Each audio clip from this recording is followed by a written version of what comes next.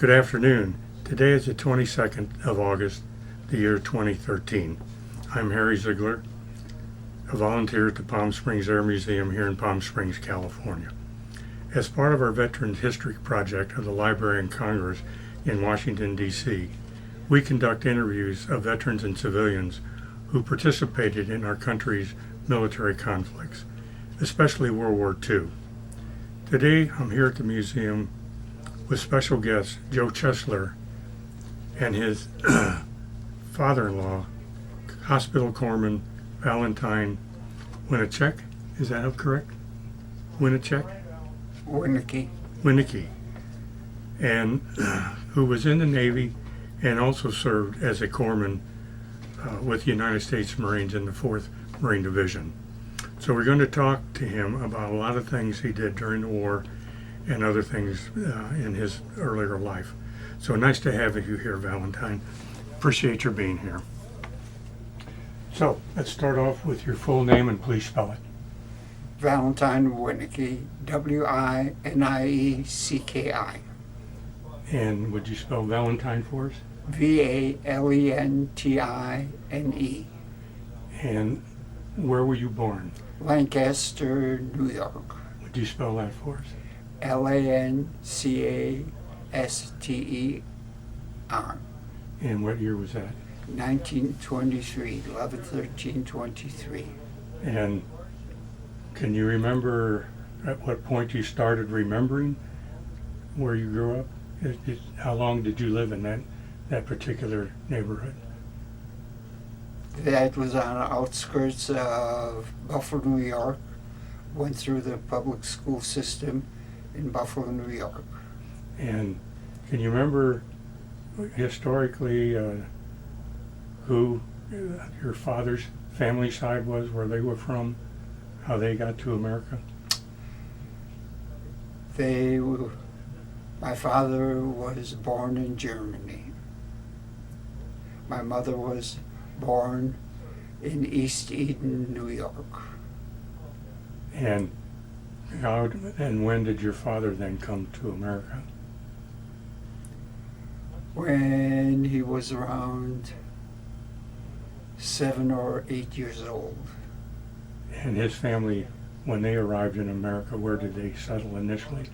Buffalo, New York. Did they have relatives there? The whole family settled there. In Buffalo? In Buffalo. So they came to join up with other family members that were already here? That is correct. And can you remember, was it a German-type neighborhood you lived in? At that time in Buffalo, New York, the neighborhoods were located according to ethnic religions. In other words, it was primarily Catholic. It was the Italian section, Irish section, Polish section, some Jewish, Syrian. And so, as a German, what was the religion then of the family? Catholic. It was Catholic. It's interesting. And was then your schooling, did it have anything to do with the church? Oh, yes. For 2 years you were expected to be instructed, because this was right after World War I, that German was almost a prohibitive language. So primarily people spoke Polish, Lithuanian, Russian, and Italian, and of course Irish. And did the family speak German around the house? No, we were forbidden to speak German. By your father? By the father and by the grandfather. The grandfather on my mother's side was also from Germany when it was dominated the part of Poland because he was a seminarian. And explain that when you say seminary. That means that he was studying to be a priest. And in the days of Kaiser Wilhelm, when you became 18, you had to enter the military for training. It was against his beliefs and religion, so he fled to France and became a shipbuilder. And his father had already left during the Civil War. He was here in the United States. So when he came over here, you had to have some kind of a trade or you were not accepted. And so he became a farmer, a successful farmer, and he had 3 daughters, and my mother was one of his daughters, but she was born here in the United States. do you know how your mother and father met? My father, as far as I can recollect, he was in the grocery business, and his first wife died in childbirth.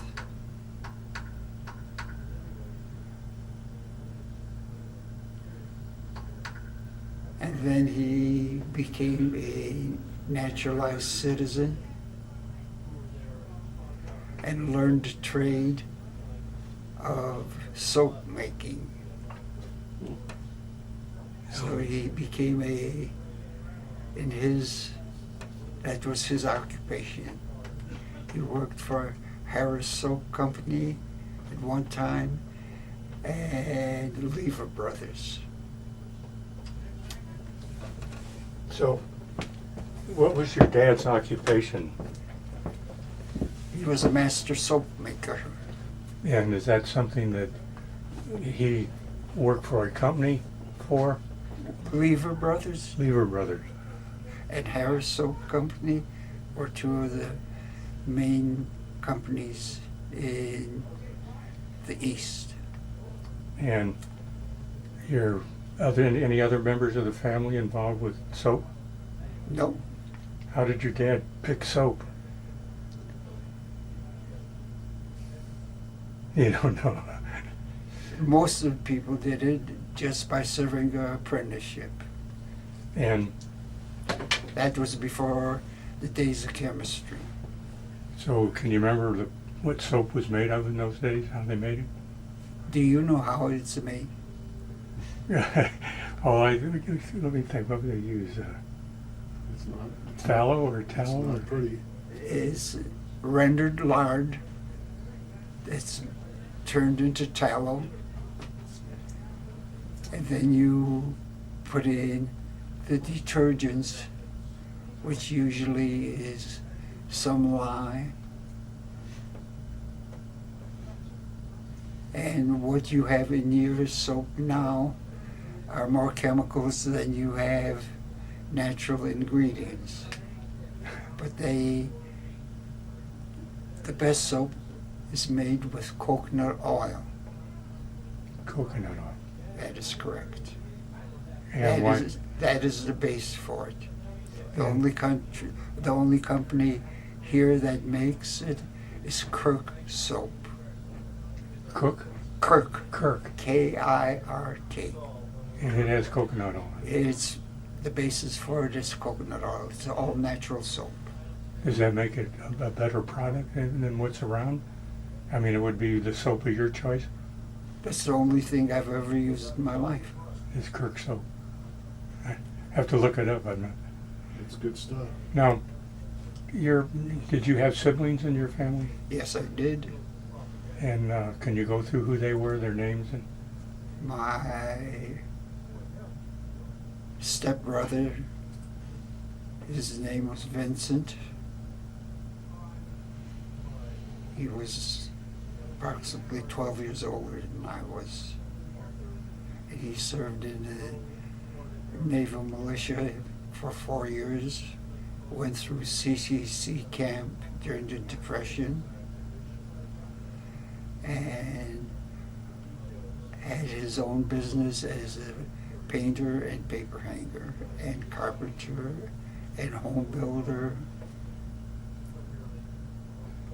And was that it? When you said stepbrother, so And it was from my father's first marriage where his wife had died. When my mother married my father, she married a widower with a 1-year-old child. which was That's my stepbrother. and that was the only other sibling in the family, No, I had a sister, Clara, full sister. full sister, and a full brother, Leonard, who was a master technical sergeant in the 1st Marine Division. Now these are all younger than you then, or older. They're all older. I was the baby of You the were the baby. family. So 2 boys and 2 boys and a girl. Correct. And can you remember your first house, what it was like? Yes, I do. It was on 466 Coons Avenue. Cruz? Coons, Coons. Koons. Coons Avenue. And we were on 466. And the people who were on 468 were German, Mrs. Miller. So I picked up some German, but that was just a pickup. We were not allowed to communicate in German.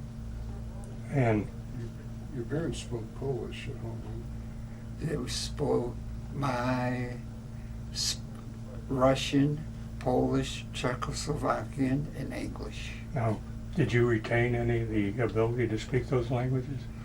Well, I got 12 units semester hours at USC in Polish and 6. I had 2 semesters in Russian. And are they similar then, that you can relate back and forth? Well, they're all Slavic languages. The difference between Russian and the rest of the Slavic languages is that in Russian you use the Greek alphabet. You don't use the Latin alphabet. Cyrillic. So, in your home, was it heated by coal, or you remember how what the heating system was in your house? There was only one coal furnaces, Was it in the kitchen or in the basement, or in the kitchen. that was it? Did you cook on that stove also? If you had a cellar, you had the furnace in the cellar. And of course, the stoves were either gas or part gas and wood. And the facilities for bathroom, did the house have more than one bathroom? No, And was it on the first floor?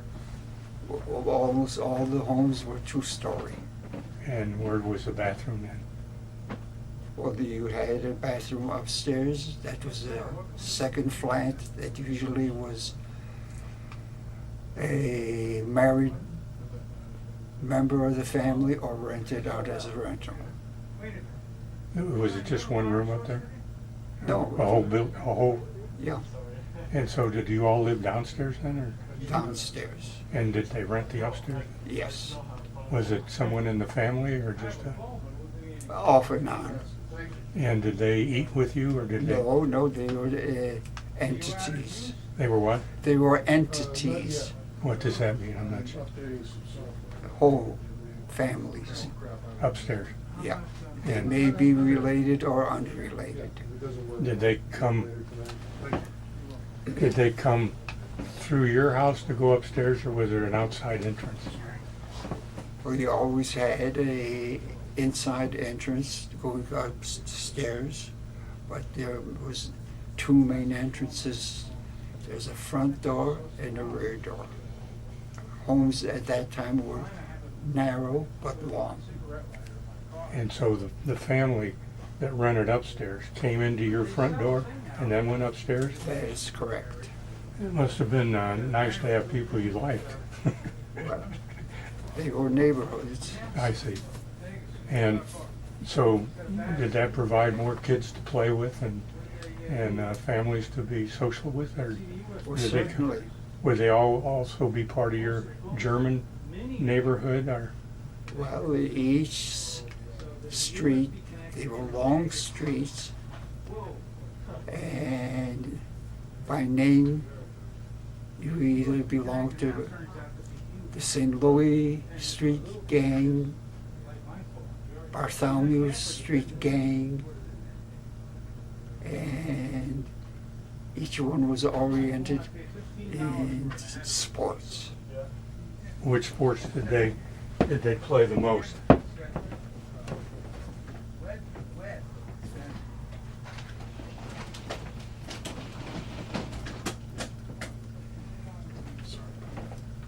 You know, Baseball, hockey, football, and these were usually played sandlots.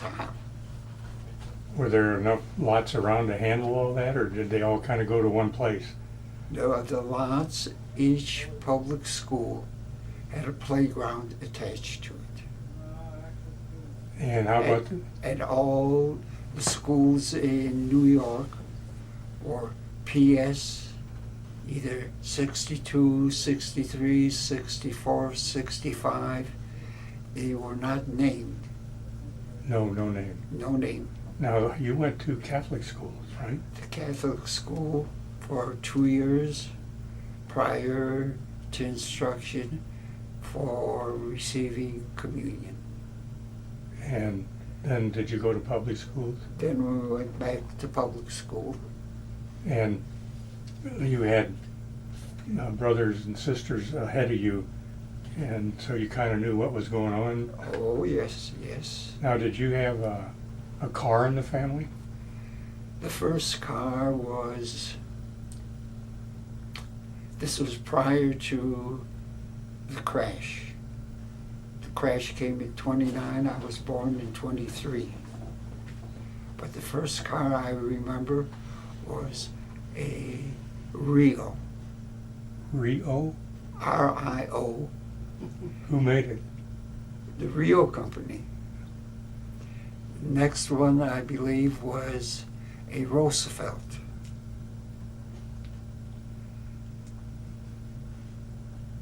Never.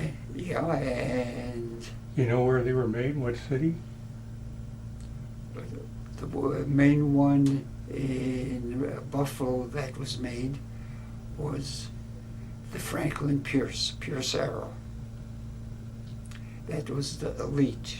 Yeah. And so the first car was a four-door car? The What? Rio? All of them were four-door because of the families. And your dad's job then as a soap maker must have been a reasonably good job then. Well, during the Depression, there were no good jobs. So the families had a tough time? Well, my mother sold the home and that we lived in. We had a beautiful home. We had a music room. Very nice, but I think my father was making then at that time,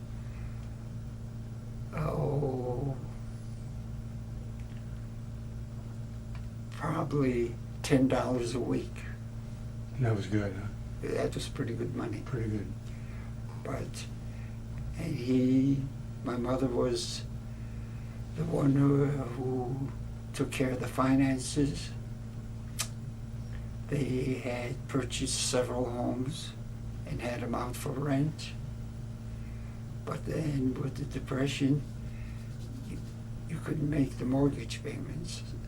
So they relinquished it and they let the bank take it over. She sold our home and got a grocery store, neighborhood grocery. And it was on Barthel Street. And I went to PS 62. Now, can you remember what you might have done to make a little extra money when you were growing up? What kind of jobs you would have had? Did you work in the store with the family? Worked in the store with the family. And deliver newspapers or anything like that? No, I never did deliver. My brothers did, but Did you have a garden of any kind? well, we had a lot next door where we grew all our vegetables. And was that Mom's job with the garden, or did the boys get out in it? Well, all the boys did the work, and my mother ran the grocery store. And what was your job in the grocery store? When the bell rang, if they came for candy, you sold them the candy. If it was anything else, one of the older children would go out. And how old were you by this time? Well, 20 to no, I was 7 or 8? no, I was around 7 years old then. Yeah. And did you have your own bicycle? Couldn't afford one. Couldn't afford it. And no one in your family had a bicycle? Oh yeah, The older boys? yeah. Now, what was your sister's job most of the time? Helping the mother and run the household, doing the chores. How did you wash your clothes? Can you remember in those days you have a wash machine or Maytag Maytag? with rollers. Did you ever get anyone's arm caught in the rollers? No, but quite a few clothes stuck. And how did they dry the clothes in those days? You had your clotheslines with sticks holding up the clotheslines and clothing pins. And what did you do when it rained and you couldn't put the clothes out? Well, if you were lucky that you had a cellar, you did it in the cellar. Because many of the better homes had a full cellar under the whole house. Some only had half a cellar. Now, We had a full cellar that you could roller skate in it. So it was rather comfortable. now, did you have a electric refrigerator or an icebox? In the beginning, we had a icebox, but with a cool cellar. You didn't have to use too much of it.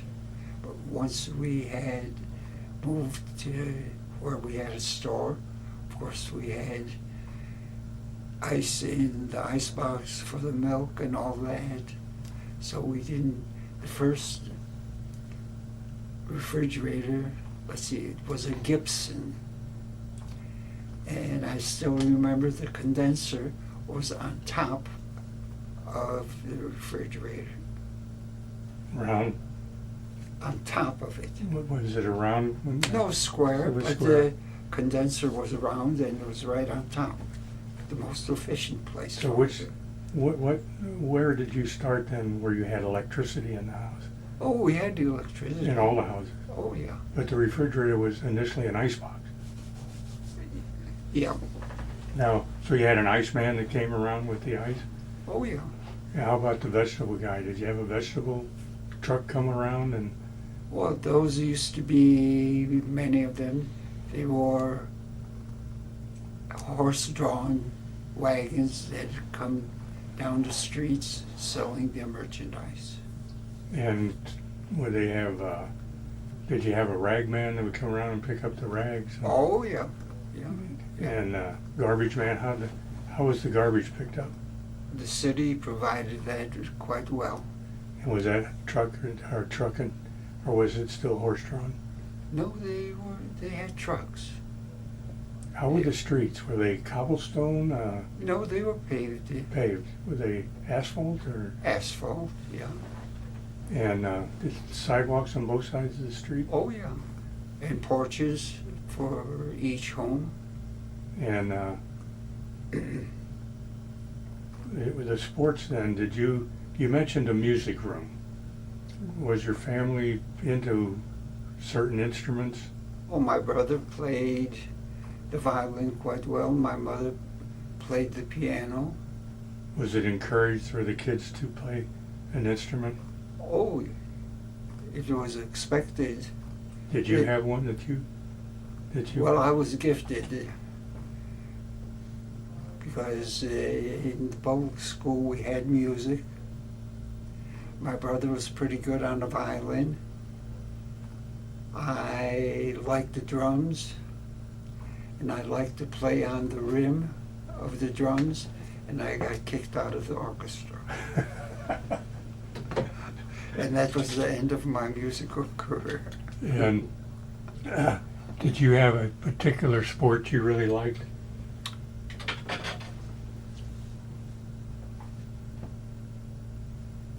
Well, in high school,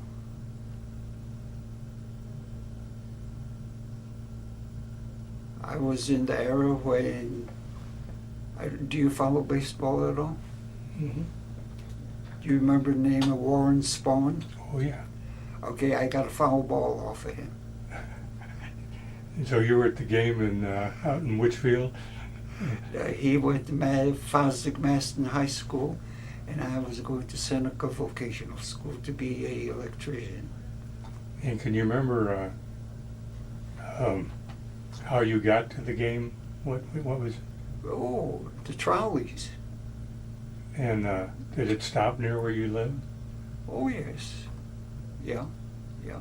So Yeah, they were 24-hour service. could trolley. you walk to your school, or did you have to take a trolley? When you went to vocational school, it was a blue-collar city.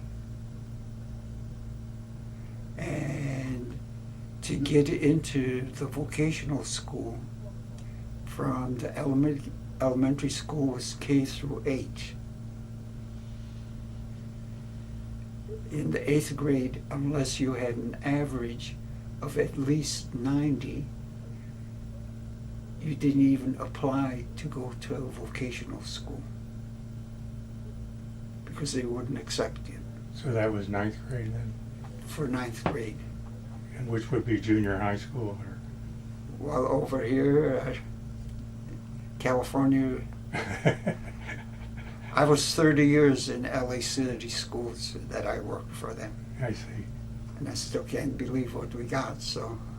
Well, so you then went on. I went for 2 years for electrician, and at that time, that was 1937, the two main electric companies were Westinghouse and General Electric. They had their factories in Syracuse and in Rochester. The top students, half of them that graduated would go either to Westinghouse or GE for further training for them. No more school. That was their school. That was their school, and you also earned credits for college. In 1939, they discontinued it because we weren't at war yet. So I did lose interest in it because I said, why go to school if I can't continue there? So I dropped out of school. and worked full-time in the grocery store. Let's go back a little. At your home, was the radio the main source of entertainment? Or did you get a daily newspaper or what? Oh, daily news, Buffalo Evening News. Yep. And the Courier. Yep. And did you listen to the radio much? They were battery operated at that time, the radios. So Yeah. you had to buy a battery, or could you recharge it? No, there weren't any rechargeable batteries at that time. Not for, I'm fine. Thanks. So the battery, when it ran down, you had to buy another battery? yep. So could you remember how often you had to do that? No, I really Yeah. wasn't involved in that. So But you could not have a car battery. It didn't fit into it. can you remember the kind of foods you ate? You have favorite foods that your mother, German foods that were big in the family? Oh, I think they were very interchangeable.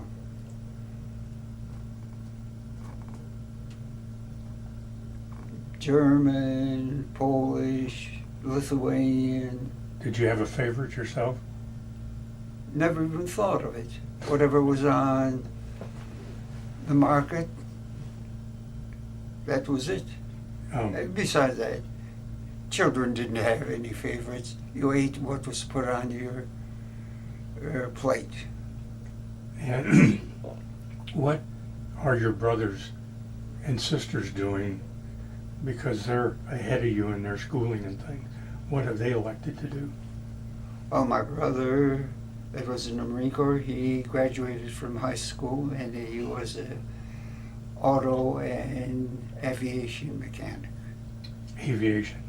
At that time, planes were using primarily automobile motors.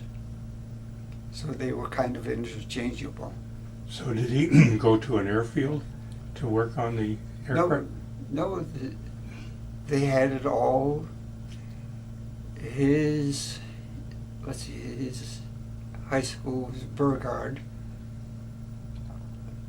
and their enrollment was around 1,200. So it was a big school. Yeah. And they taught aviation mechanics, auto mechanics, and body work. Seneca Vocational High School, where I went to, they taught electrical and photography and machinist. And you picked electrical, and then Yep. then you quit school. Yep. Now, when you said you went back to work in the store, you're a lot older now, so your jobs are bigger.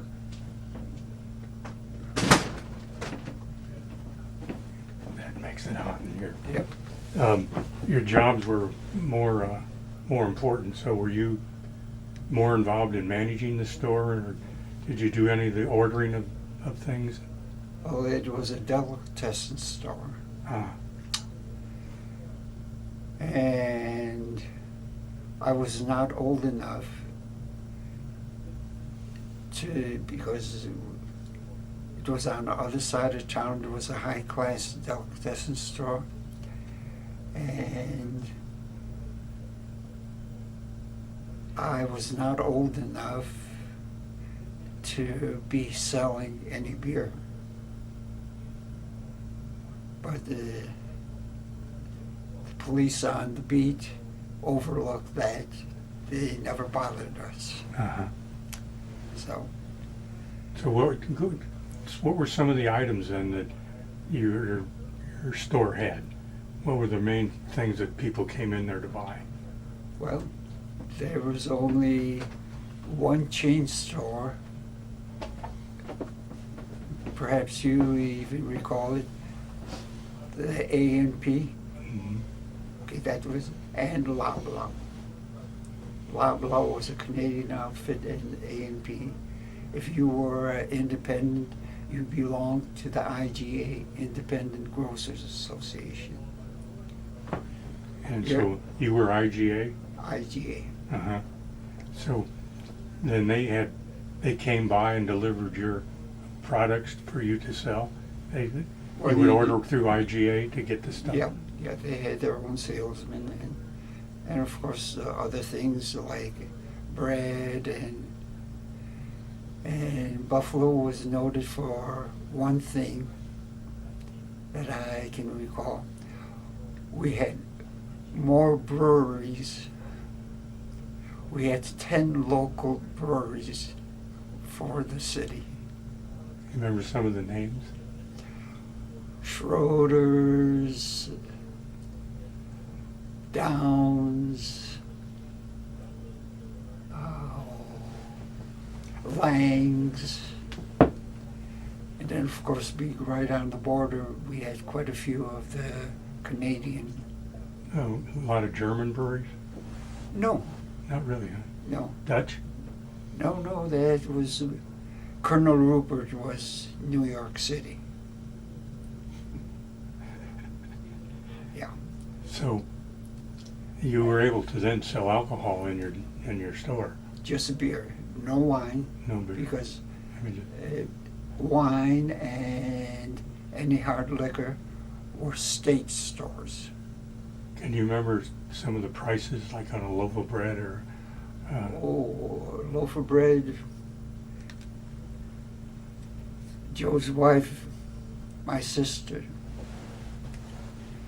she did, remember Joe when she compared the prices from the Depression to, You mean your daughter, not your sister, your oh, daughter. right, Yeah, that's right. My wife. your wife, my sister, No, your daughter. no, my daughter. Yeah. Yeah. Because I use Clara's, Right. yeah. Yeah, I remember she Yeah. did that comparison. Yeah, a loaf of bread, Wonder Bread,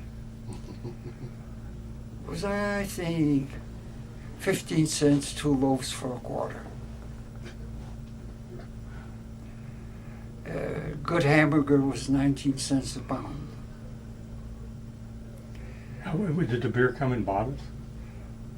Only bottles. Can you remember what a 12-ounce bottle of beer would have been in those days? Well, we always had a price, 10 cents a bottle, 3 bottles for a quarter. And did they get money back if they brought the bottle back? Yes, yes. There was a penny for each bottle. Or they'd bring them in and they'd buy them by the 6-pack. They could buy cigarettes then too there? Well, the cigarettes, let's see, Lucky's were, I think, 15 cents a pack, 2 for a quarter. And with Camels and, Camels, Chesterfield, Wings. you know, now the Wings, they had the picture of the airplane in the package. That's the way I That was a cheap brand. they had the picture. Yeah, There was 2 brands of wings in. I think so. I see. Yeah. And And the elite was the Parliament, because they had a little bit of cotton stuck in the filter. That was the elite. Those were, I think, 19 cents a pack. were they longer? No, Same no, size. Same size, but very elite packaging. And there'd be probably, I'd estimate now, around 20 different brands. of Did you cigarettes. deliver to people's homes? Did they call? No, we didn't. No. No, on special occasions, yes. Would you give credit to people? Oh, around 1/4 of it was credit. At your home, 1938, 1939, having come from Germany, was there a feeling about what was going to happen in Europe? Was that discussed at all? There always was I can't say animosity, but you knew the difference. The neighborhoods delineated where, and that was in conjunction with the church. In what way was that? Well, if you lived in the Italian neighborhood, then it was an Italian church, and this is where the people would locate. And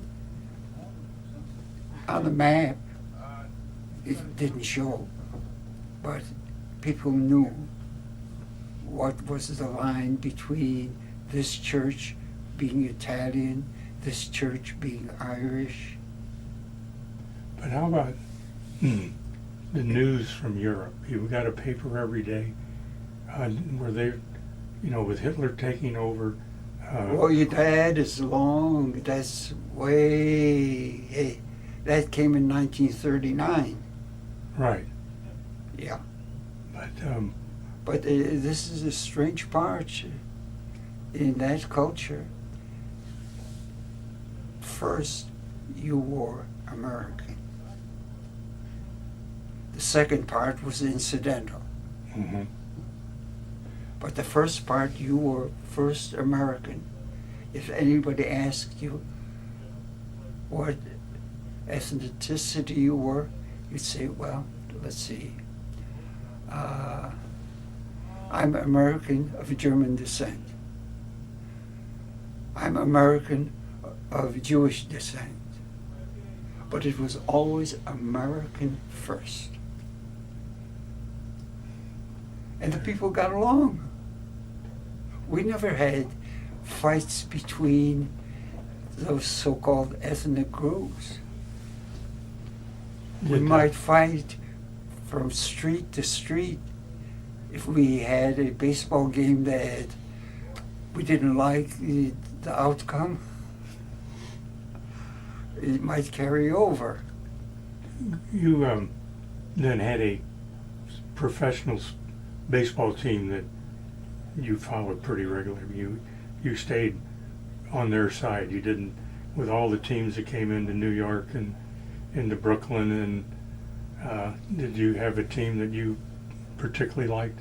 And well, at that time, and it's even to this day, all the baseball revolved around semi-pro teams like Rochester, Eastman Kodak. They had a baseball team. GE had a baseball team. But these were softball. Not that the ball was soft, but no. Buffalo was affiliated. The Buffalo Bisons were affiliated.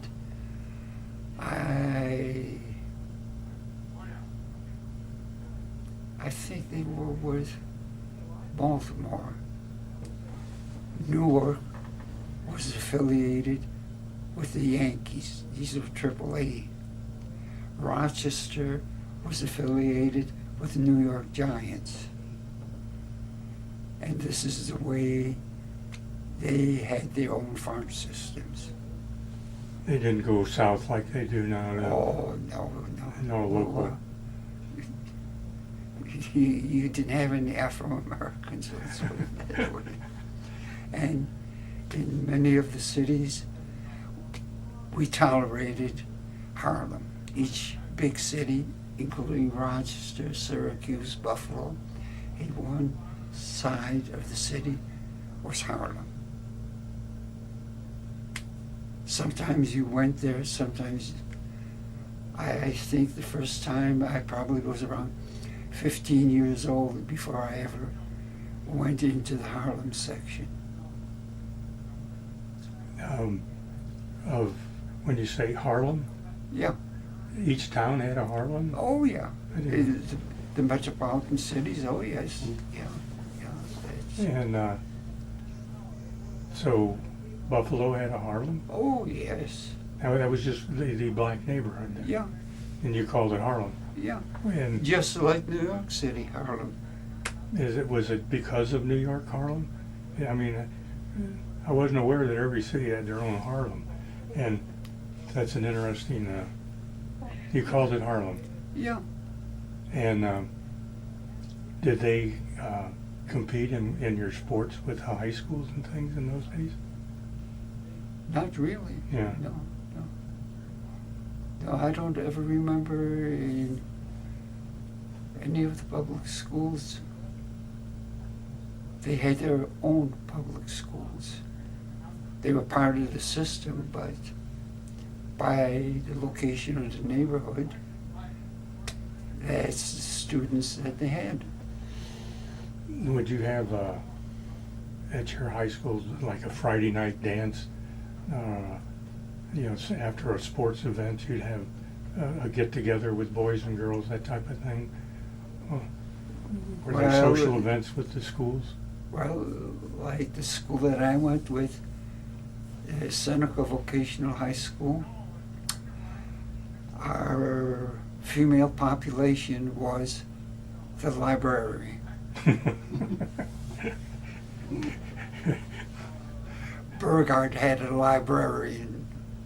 Hutchinson High School, that was a technical school, they had a librarian and some female teachers, of course. But that was about the extent. They were almost all vocational schools. Girls didn't go into vocations. Well, going back then to your church schools, they were also separated too then, weren't they, with the girls? No, they intermingled there. They mixed Yeah, up? yep. For the simple reason that most of the religious schools were taught by nuns. Well, if you wanted to meet a girl and take her to the movie, where would you go to meet that girl? Usually from your own neighborhood. Family members that you knew and other, I never like your went sister. Your sister had a friend, that type of thing. It usually was in the neighborhood. Well, I mean, can you remember taking a girl to a movie, that type of thing? Ever I- borrowing your dad's car to go on a date? When we had the store on the west side,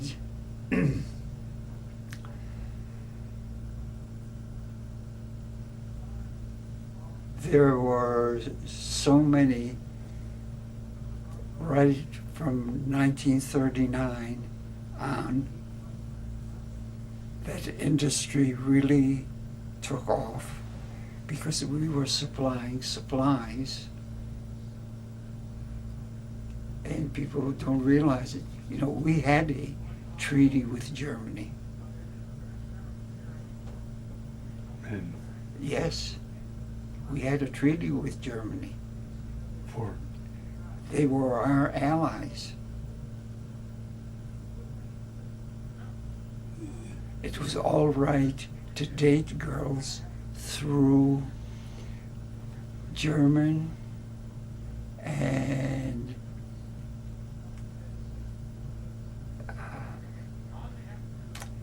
Lithuanian could go together. Italian and Polish could go together. Irish could not go together with the German population. And then they would have what they called at that time heart time dances. what was that again? Heart time dances. HART? HRD. Hard. Hard time dances. Okay. Each church had a parish hall. And they'd play records or some of the ones that had gifted musicians in the congregation. They would mingle. So, did you have a girlfriend then? And while you No, 5, yes, but not one. were you a good dancer? Well, that was in the days of Jitterbug. Uh-huh. You even danced on roller skates. So you had The 4 wheel roller skates. Was that another meeting place? Was the Oh, roller yes. rink? Oh, yeah. And then when like in a vocational school, you say, hey, I have a sister that needs a date or something like that. But it was all informal. I mean, So, you said you were born in 1920? 1923. 23. So you're 17 roughly, 18, when World War II breaks out. Yeah. Yeah, in November 13th, and then that December 41, that's when we had to register for the draft. Can you remember where you were on December 7th when they announced the attack at Pearl Harbor? Yep, I was behind the counter of our delicatessen store. And did you hear it on the radio or something? On the radio, yeah. Did you know where Pearl Harbor was Yes, because my brother had been there. as a tourist? No, as a Marine, because he was 3 years older than I was, and he enlisted in the Marine Corps. You remember, so that would have been what, 38, 39? Oh, he was probably in 39, I believe he enlisted.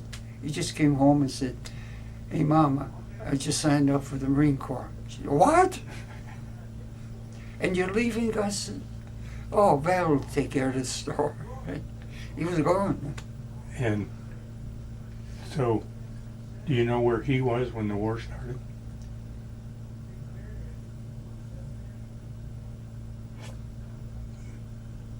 Oh, he had gone through boot camp.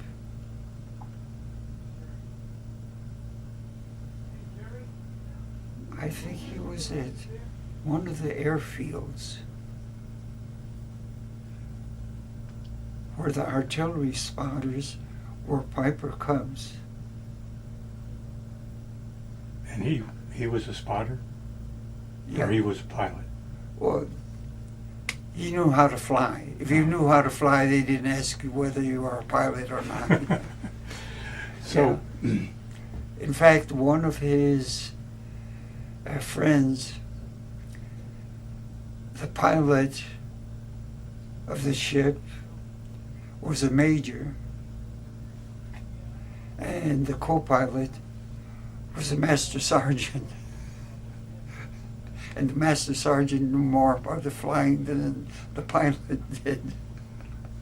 that could have been reasonably common in Yeah. the beginning of a war. Oh, yeah, yeah. Do I remember wrong, or did you have just one brother or two? My oldest brother, he was 12 years older. He was a racetrack driver.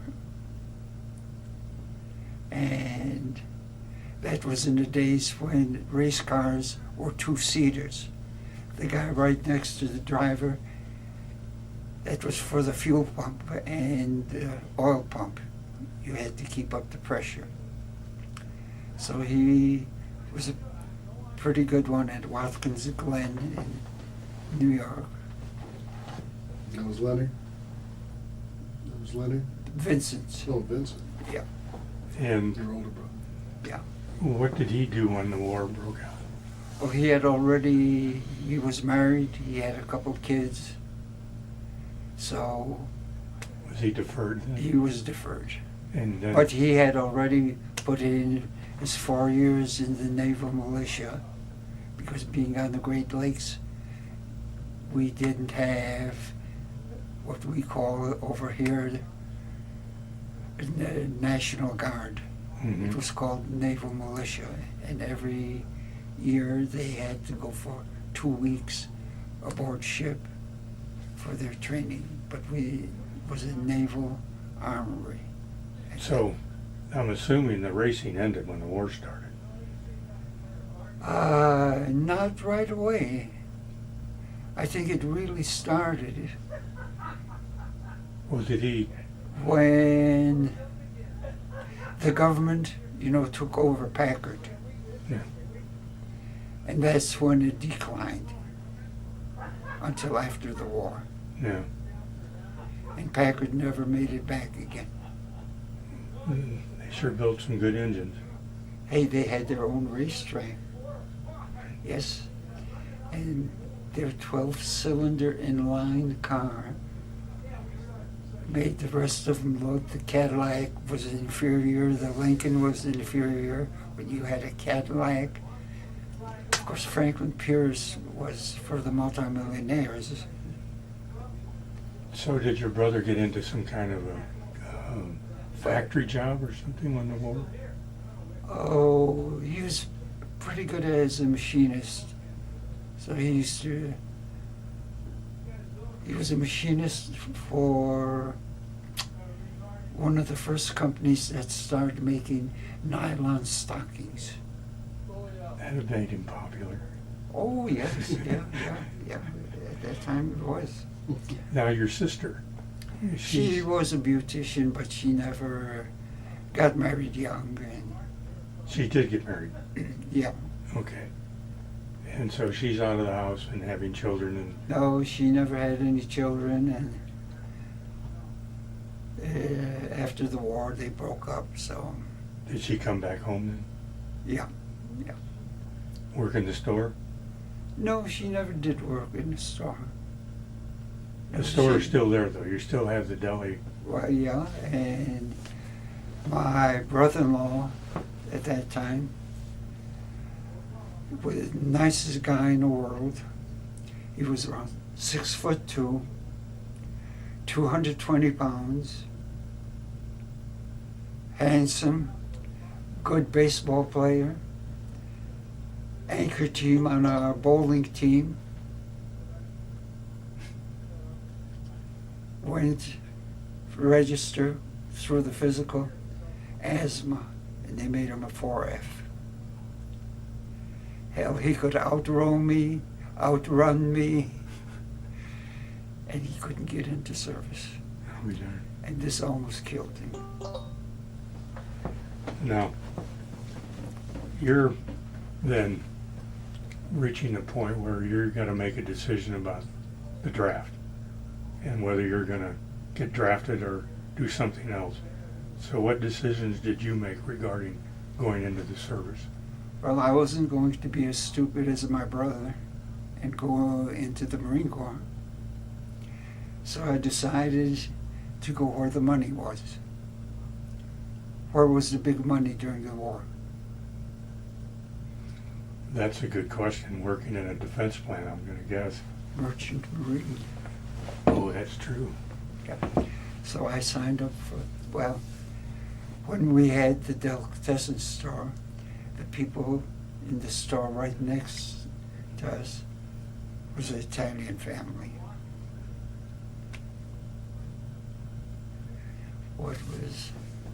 It was the Costello family.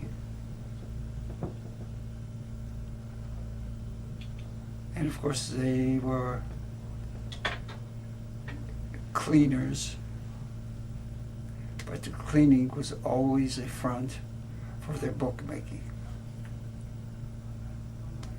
And I got to be good friends with them, and we had the first pinball machines put into our store. And the collector over there, he had a nice sister, and I started going out with her, and it was real nice. They accepted me. And then when I said, oh man, they lowered it from 19 to 18 in the draft, I said, oops. I said, my time is up. I said, my papers are going to come. I said, and we had a very good customer, a lawyer, that lived in the same building where our store was. So I said, Mr. Cornell, I said, would you give me a letter of recommendation to join the Marine, or now the Merchant Marine? He He said, I'd be glad to do so. So, signed up for the Merchant Marine. Where did you have to go to sign up? Right there in Buffalo. The boot camp was in Brooklyn. What was the name of it? Well, it was for the Stockton Steamship Company, Sheepshead Bay, Brooklyn. So, first month that I was there, on weekends you could go to New York on Liberty. I'm in New York. The Liberty ships were being blown up 50 miles offshore. I said, oh, this isn't for me. So you could resign, but your deferment was canceled. So my deferment was canceled. I returned back to Buffalo. I said, well, in 60 days, I'm going to get that notice. I know it. So I went into the local recruiting station and said, hey, I'd like to sign up. Well, have you been called yet? I said, no. I said, I'd like to. Well, I said, why don't you wait? I said, look, I'm willing to sign up. I said, I'd like to sign up for the Navy. Oh, you can't do that. When you go through, it's 1, 2, 3. Army, Navy, Marine Corps. 1, 2, 3. I said, don't I have a choice? No. I said, oh, wait a minute. He said, with one exception. He says, if you're willing to sign up for 6 years for the Navy. I said, 18, 6 years, I'll be 20. I said, oh, hell, I'll take it. So I took it, went to Sampson, New York for boot camp, made the mistake of my life, had to take the exam and all that, went through boot camp. I said, oh boy, I said, no. I said, I'll try for radio school.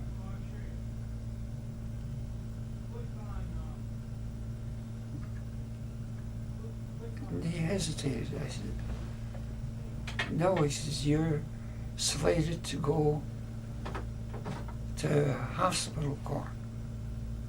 I says, the what? I didn't know a bandage from a splint. So they sent me to hospital corps school. Didn't like it. I said, I'm going to flunk out of this. So if you flunk out, you'll be assigned to the armed guard. I said, what's the armed guard? Well, that's the machine gunner on the Liberty ships. I said, what? So I completed my 6 months at the hospital corps school, came out as a hospital apprentice, got stationed in Quantico at the hospital. It was real nice. In fact, one of my favorite stories over there is that while I was at the hospital, on duty there, who walks in on the ward? Tyrone Power, with his captain's bars,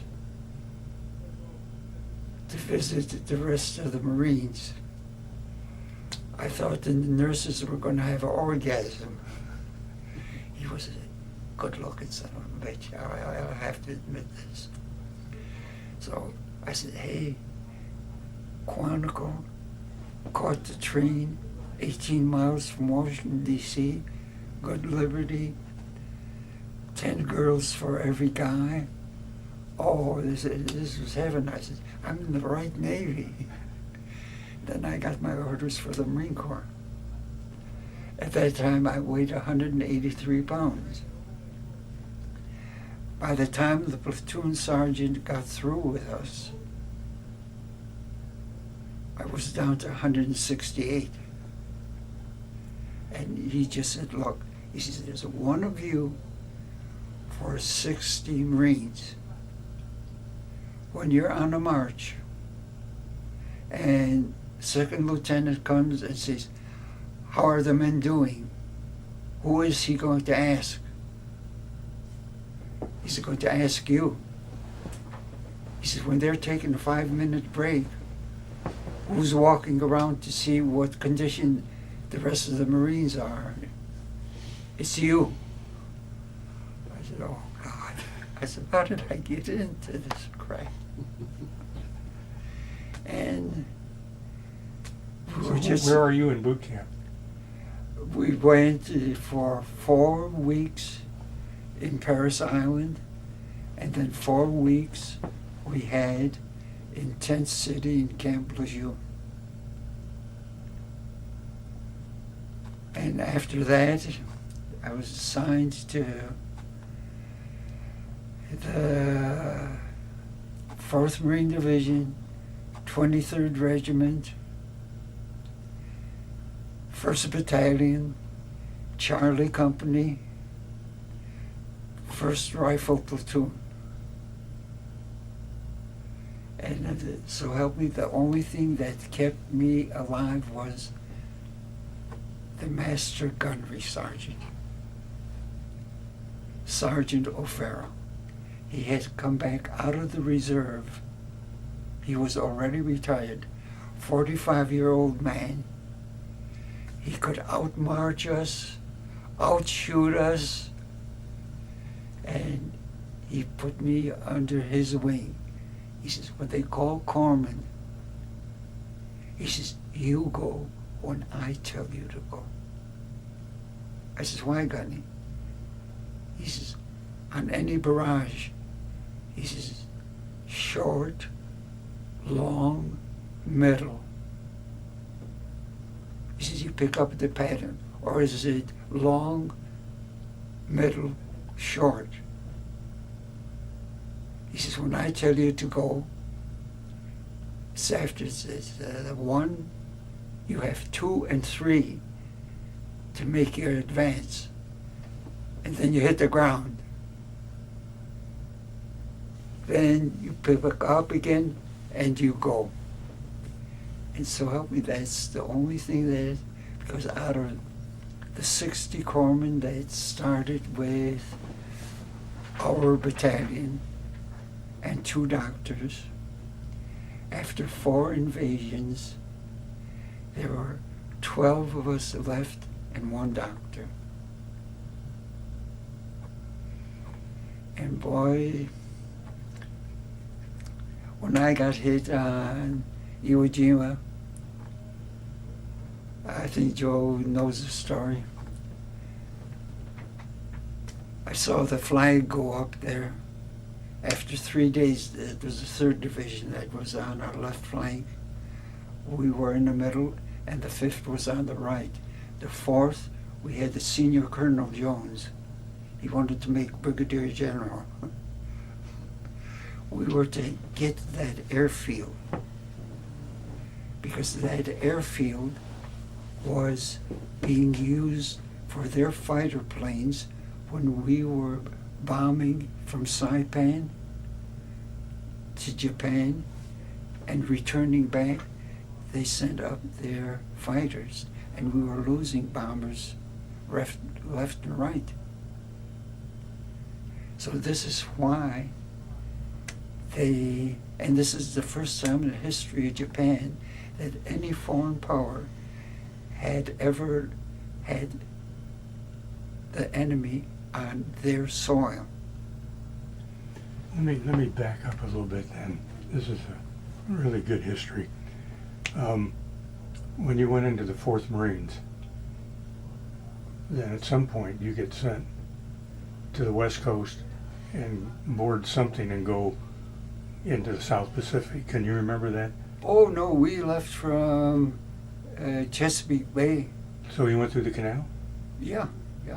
And Yeah. so We stopped at Guantanamo Bay and got ripped off, threw a canteen over to get some rum, and they'd give us water back and keep the $5. I mean, yeah.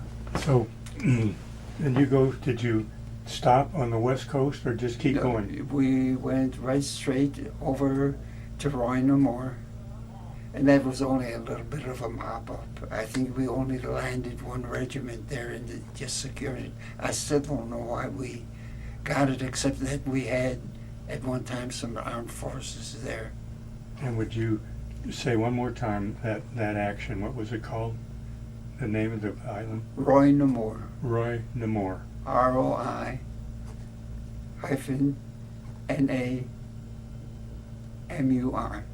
And it was part of what island chain, can you remember? That was the Marshall Islands. The Marshalls. Yeah. And are you, And then our home base was Maui, Hawaii. is it only the 4th Marines that unloaded there, or were there? Yeah, only, yeah. And then you went back to Hawaii? And from there we went to Hawaii, and on the island of Maui, that was our home base. And then did you reform and go aboard ship for what next action after that? After that, it was for Saipan. And I have pictures of that also. where in the invasion in Saipan, which wave did your guys go in with the 4th? First wave, First wave at Saipan? yeah. Were you with like the 2nd Marines at the same time, or was it just 4th going in first? No, it was, the second was on our left. We were on the right, and there was a National Guard division in the middle. It was the Rainbow Division from New York State. On the 3rd day, they lost their colors. A banzai attack. Both Marine divisions made their circle, and we shot at everything that was above ground. I don't know how many National Guardsmen got killed, but we could not afford to have them get behind our lines. People don't like to think of that. When I think of these kids, National Guard, not trained, Yeah. the citation I have there is signed by Howland Smith, General. The General of the National Guard, his name was Smith also, but our Smith we used to call Halloran Mad Smith. He relieved him of his command. Yeah, that caused a lot of trouble. Oh yeah, but he relieved him of his command, and we incorporated them into our 2 divisions. Well, now, at some point, didn't the Marines go one way and the Army another, and then you turn and have to come back and finish that action with them? No, we consolidated. Hey, we just wiped out that banzai attack. Yeah. It lasted all night. Now, how busy are you? Because these were pretty mean, bloody actions. I mean, you're losing guys and getting wounded. And how's that going for you and your ability to keep up with all that's going on? Whenever you got the call, you went. And would you triage people at yourself, or would you? Well, your battalion aid station was way back of you. And so, how would you get people to take a casualty back? Whoever was assigned, like wiremen and that, they are behind the lines. Or like I say, they used to call them the guys who were fuck-up patrols. They were the stretcher bearers. We never saw them. Yeah. And you see, this guy, yeah, he can be helped. If he was marginal, in pain, you shoot him full of morphine, tell him, hey, we pin it through his lapel, look at your watch. Why? Tell the stretcher bearer what time it was when you got it. Or if you had to put a tourniquet on, then you tell him what time it was put on. And then you had to proceed with the rest of your men. And so you went through Saipan. And then we got the orders that we had to get Tinian, because Tinian was a plateau, and this is what we wanted, is a plateau to make an airfield out of it. But we had to get Guam also, because all three islands are there, and Guam was pretty heavily fortified also. So we had to take Tinian first. We thought we were all through. Came back aboard ship. Bull Halsey distributed 2 cans of beer to all the Marines. Oh, we're going back home. Oh no, got Tinian to land on yet. Oh shit. But Tinian was just got more attention because really that was the thing of strategic importance. But hey, you can't have Tinian and have Guam and Saipan under Japanese control. You see, the Marianas at one time belonged to Spain, those islands. And the natives there were called the Chamorros. So they spoke some kind of dialect that resembled some Spanish and whatever their language was. So. Now, are you escaping getting shot or wounded, or, I mean, you're managed to stay healthy through all this? Yeah, this. But on Iwo Jima, for the first 3 days, we didn't move 100 yards. Let me ask you a question. After you finished Tinian, did you go back to Maui? Yeah, for further training. And did you have to re-outfit with new guys? And Oh, yeah. so can you? Yeah, did replacements and train them again and to fit into the pattern. And then, are you getting new officers too, and new staff NCOs, or the same guys? Oh, second lieutenants, college kids, 21 years old. If they didn't listen to the master sergeant, they got themselves killed. So the Marine Corps was run really in battle by your master gunnery sergeants and your gunnies and platoon sergeants, buck sergeants. Did the guys call you Doc? Yeah.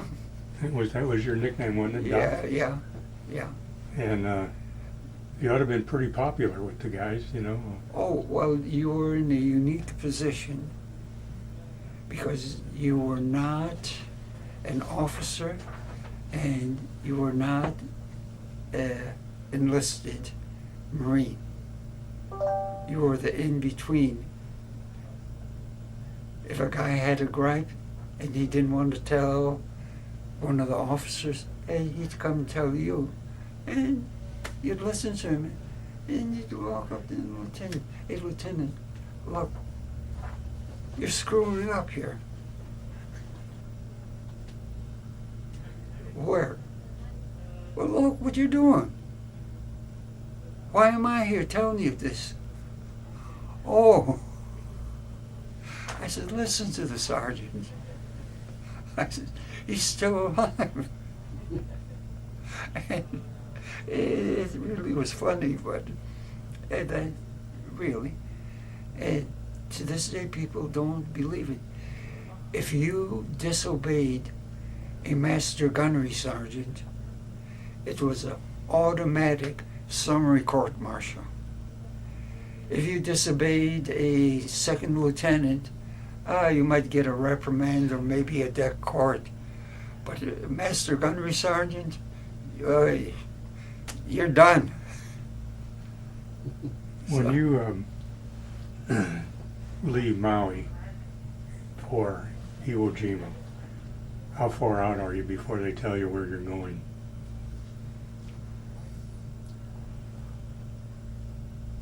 I don't think that even the second lieutenants knew where they were going. Well, at some point they had to start briefing for the Yeah. landing. Yeah, but I think first, when we were out to sea, that the orders were broken out. And was there any knowledge that how big this group of ships was going to be? I mean, at some point when you looked over the horizon, that's all you're going to see. When this invasion force, the number of ships they launched in there, was that it look any different than when you went into Saipan, or when you went into Tinian? The number of ships and things? Well, I'm Tinian. The ships were all right because they were off coast. They were all what? They were off the coast. Yeah. All the ships were all right there. And this used to be a source of discussion. Hey, they're getting paid, merchant marine ships, that much money, and they're 5 miles offshore, and here we are at $68 a month getting our ass shot off.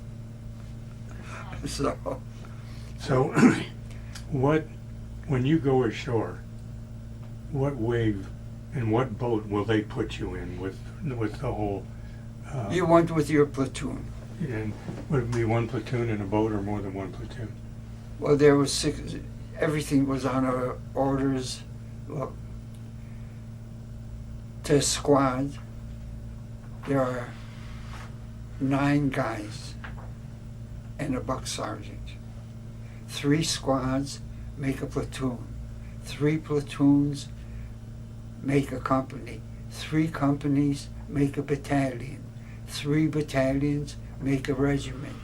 3 regiments make a division.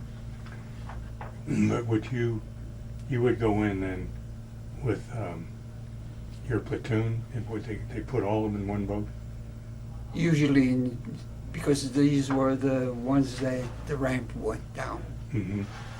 And they'd be split up a platoon, usually because there were 60 to a platoon, probably 30 in each boat.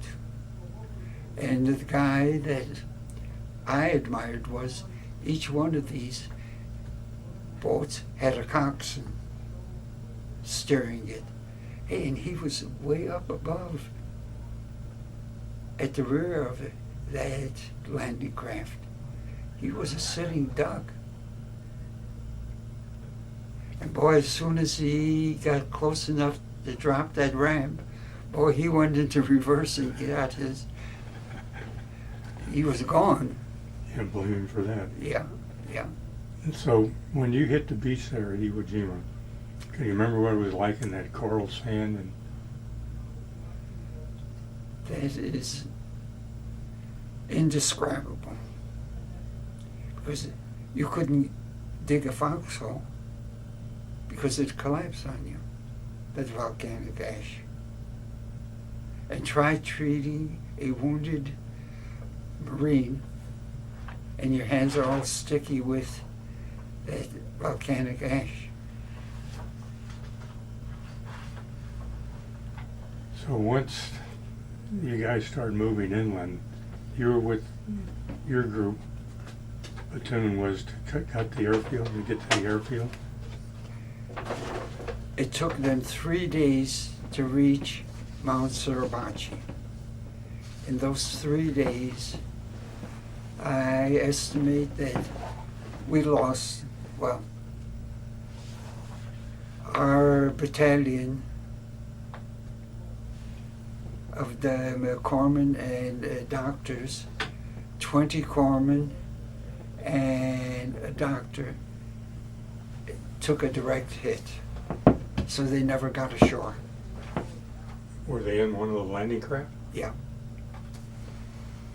they just...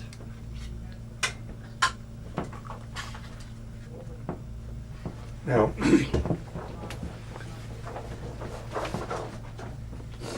what was the longest you were in the line?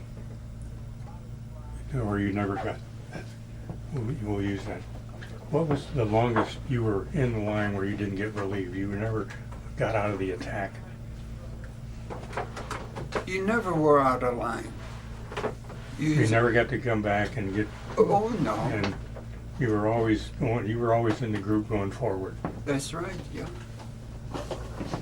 You know the Marine Corps motto, overrun it, and take your casualties. We'll take a second here. We're going to run out of this tape in a few minutes.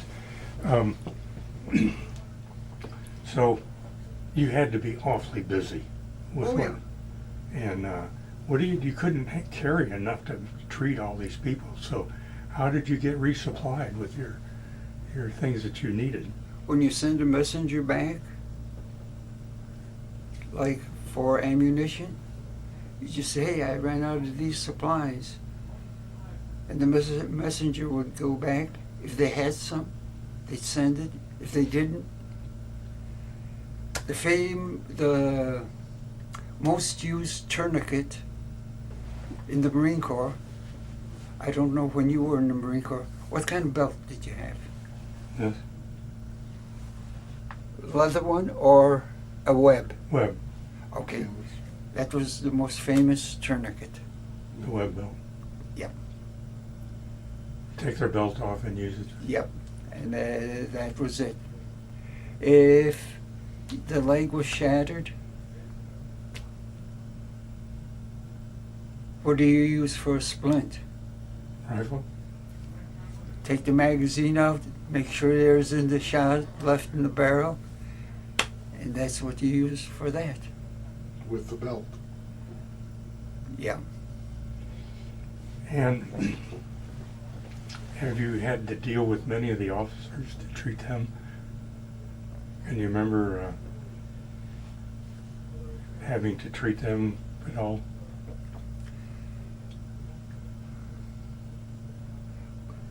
I'll tell you, you'd get them in the morning and they'd be gone by night.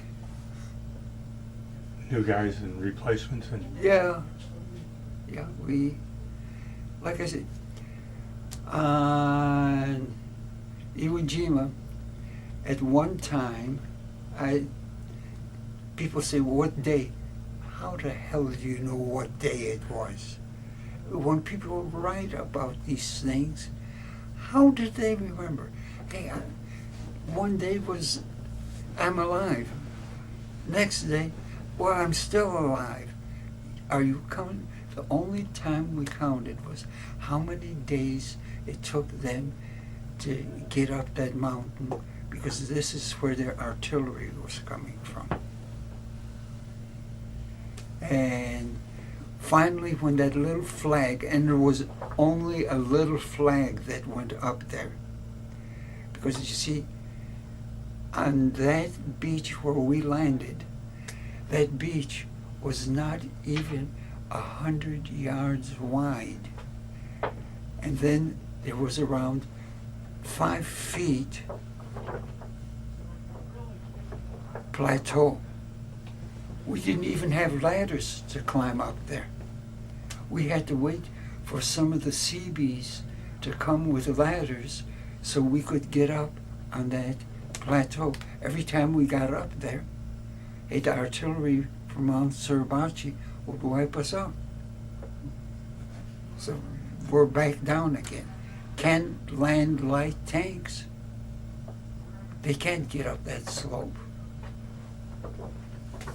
So officers, I never even got to know any of them. They came and they were gone. And How did you guys get your chow? The gunnery sergeant would come around, here's a K, ma. Here's a K.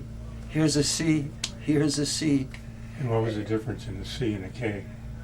K was the dried ones. The C were canned ones. Did you have a favorite can?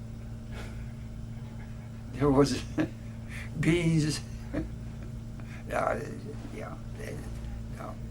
The most important thing was water. Yeah. And like I say, the master gunner sergeant that I had, as soon as we landed on any landing, see, we had 2 pouches. According to the Geneva Convention, you had a red cross on each pouch.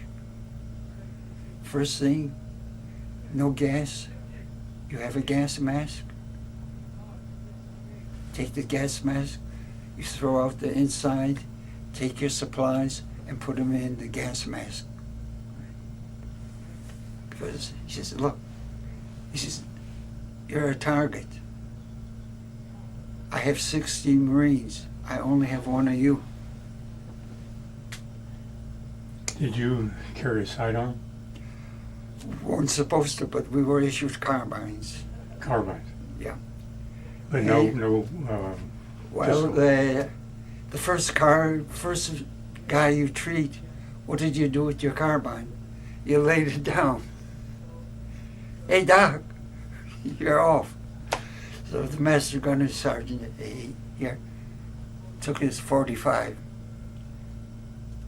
strapped that on.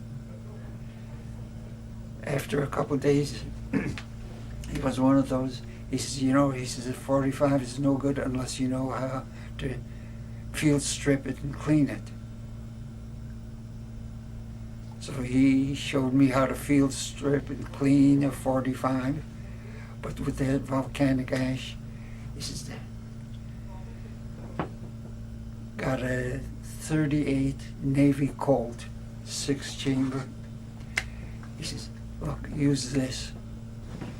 And you see the the people, the Japanese, they had 20,000 troops on that island.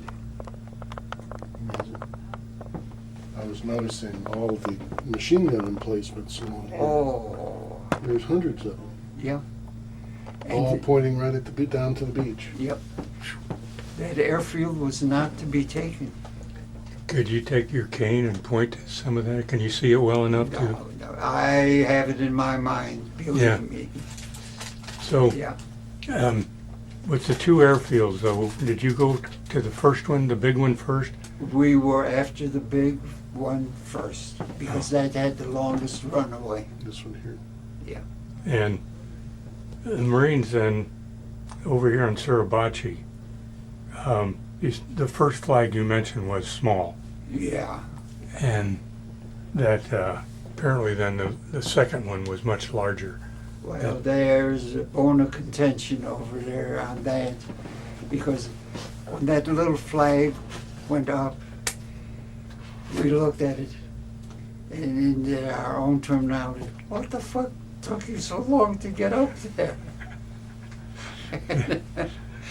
And because they had emplacement there, their artillery was on rail. They pushed their artillery out. When our fleets started bombarding that, they pulled their back Protected. to protect it. And when the guys are trying to get up there, hey, they couldn't use the Navy bombardment, they'd be killing their own men. So here they're creeping up a little bit at a time, and we're getting the shit kicked out of us down there. And boy, finally when that thing, they did capture it, then the Seabees came in and put it in the ramps. And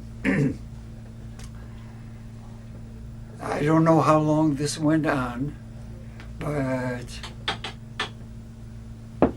I have conflicting stories on it. I remember the third day, and after that, how many days went by? Who counted? I don't know. I know that the 2 corpsmen that were with our company had been killed. So you were going from one to another, but of course he could do it because half of them were gone already. And Well, when did you get wounded? that's the question. I was asked, when did you get wounded? I'm aboard ship with wounded Marines. So I said, what the hell am I doing here? So I went up to the medical officer. I says, Doc, I said, I got to get back to my outfit. He says, are you a good swimmer? I said, what the hell's wrong with this guy? He says, we're 3 days out to sea going back to Pearl Harbor. I said, you what? I said, when did I? He said, I don't know when you came aboard. I don't know. So I wound up at the hospital in Pearl Harbor, and I never knew about it because I got blown up by either, they say, was it an artillery shell? How the hell do you know whether it was an artillery shell or a mortar shell? All I know is I'm out to sea now for over 3 days. Wind up in Pearl Harbor. I'm at the hospital.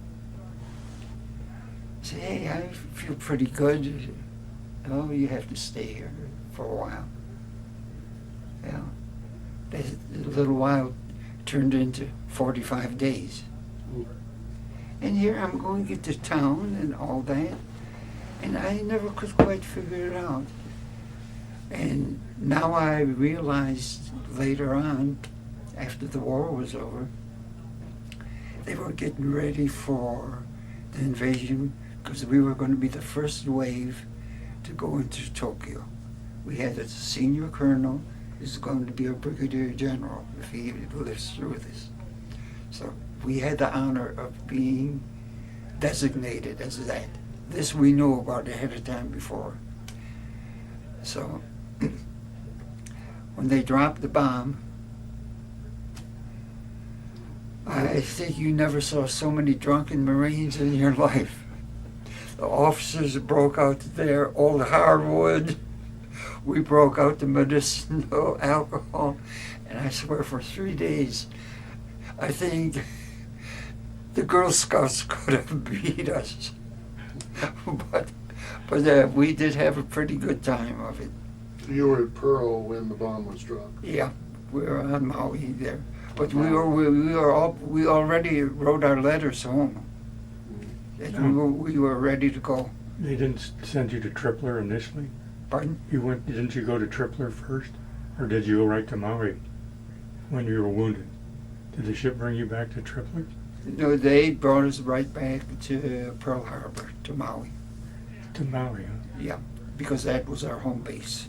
And so, Maui or Oahu? No, Maui. Maui, okay. Maui Naka'oi. Maui is the best. Beg your pardon. now, so there was, must have been a hospital there on Maui, No, it was on the main island. but you never went through that hospital then, Oh yeah, I was there for 45 days. huh? At Tripler? Yeah, okay. Yeah, at the Naval Hospital there. And then they sent you back over to your unit at Maui. Yeah, yeah. And you were getting ready to, Yeah, and if I had been in a reserve, I know they would have shipped me back to the States.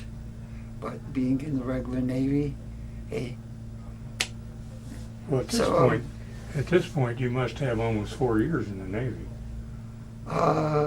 43, it was over 3 years, yeah. And so So here, came back, and being the 4th Division, we were one of the last ones to be released. But here in Maui, man, they were having problems in China. So the communists were trying to take over the end of the Great Wall, Tsingtao. And that's where their waterworks were over there. So one battalion was sent over to China. Even because the communists now are fighting Chiang Kai-shek. So we secured that, and then we were flown back.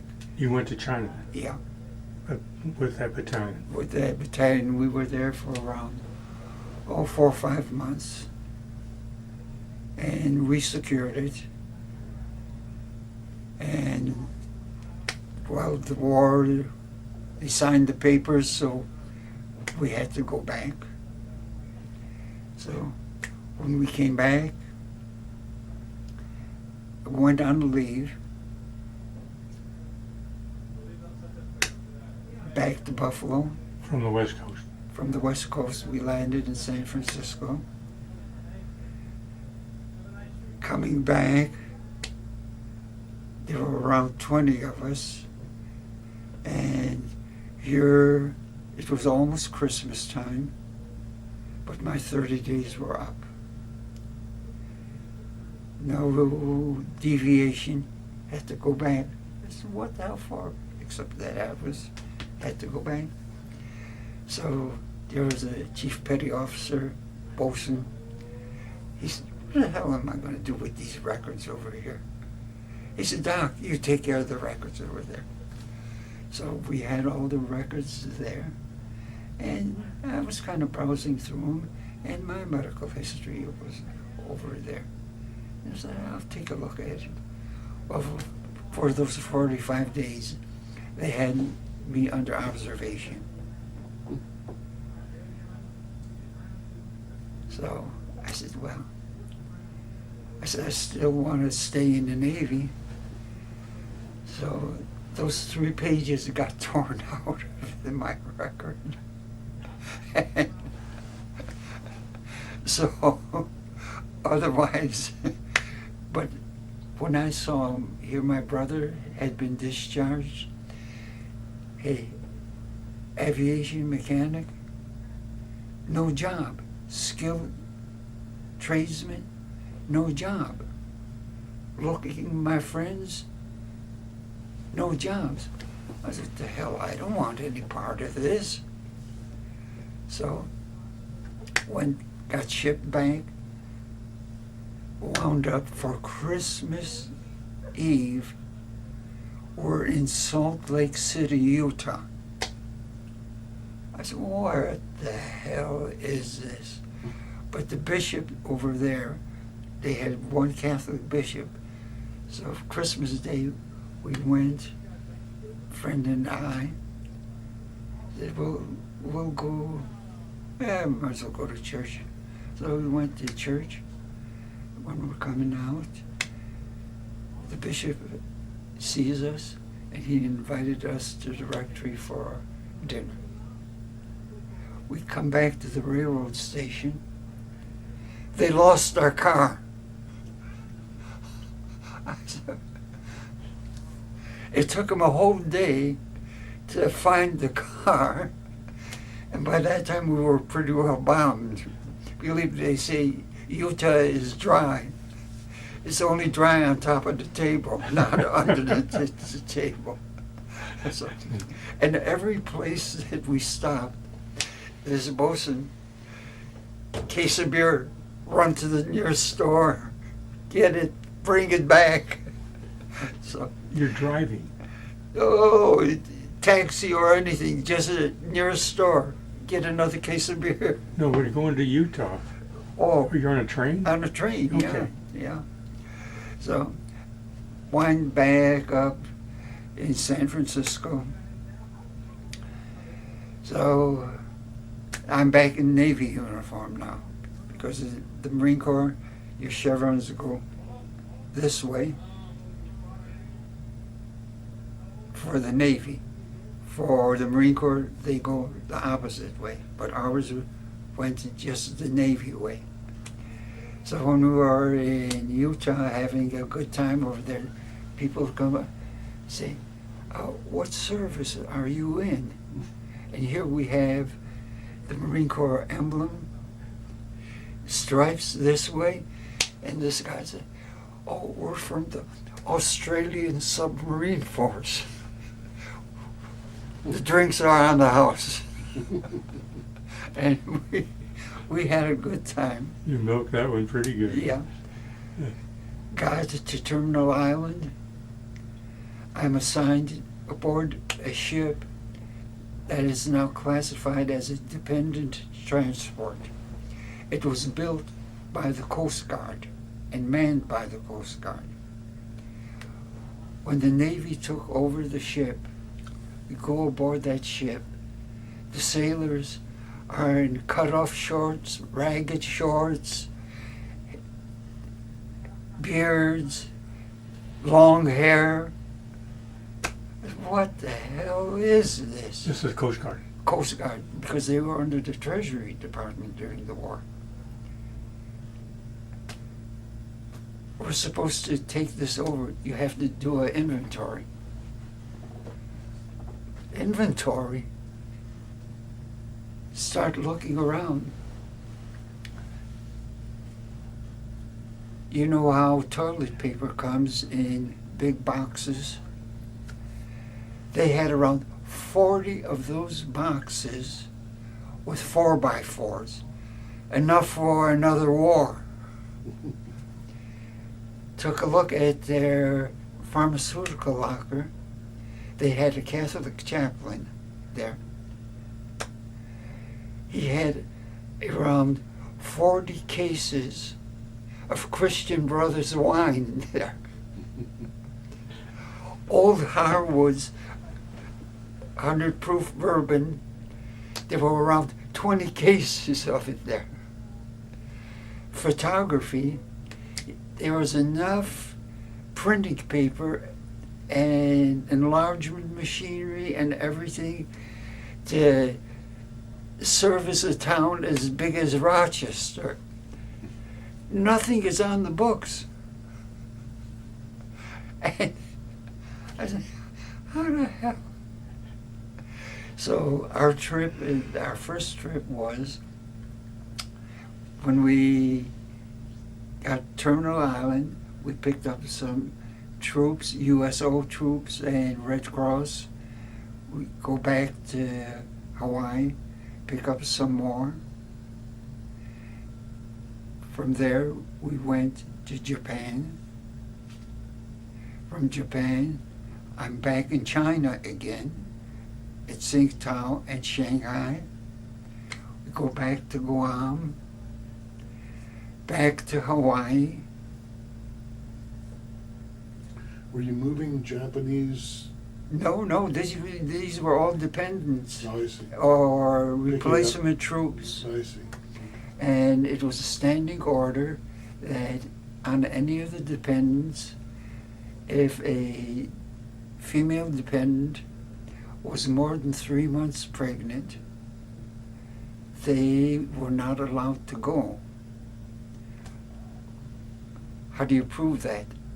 We delivered 5 babies aboard that ship. We were very lucky. We had Dr. McGuire, Dr. Scheinberg, Dr. Otis, and the dentist was Dr. Wagner. One was an OB doctor. They didn't know what to do with me, so they put me in charge of the operating room. And the paymaster wanted me to put on a 45 while he doled out the money. Well, in the operating room, first baby that's delivered, I find out that it's a tradition of the sea that when a child is born aboard a ship like that, everybody donates some money. The first woman that had a baby, by the time from Hawaii to the Great Lakes Naval Station, and we had troops on there, I think she got over $5,000. What is it to a guy coming home, $10 when we're shooting crap? Yeah. Boy, I mean, they really made out. That's a lot of money in those days. Yeah. And so I'm very happy now. I mean, hey, our next trip is to go back to the Orient again. And lo and behold, I get orders to go to independent duty school, hospital corps independent duty school, because all the young doctors now that went through the V12 program going back into private practice. So here all the smaller ships, they have no doctors aboard them. So go to Norfolk, Virginia, intermediate duty school. From 8 in the morning to 5 at night, the nurses trained us to be what you call now nurse practitioners.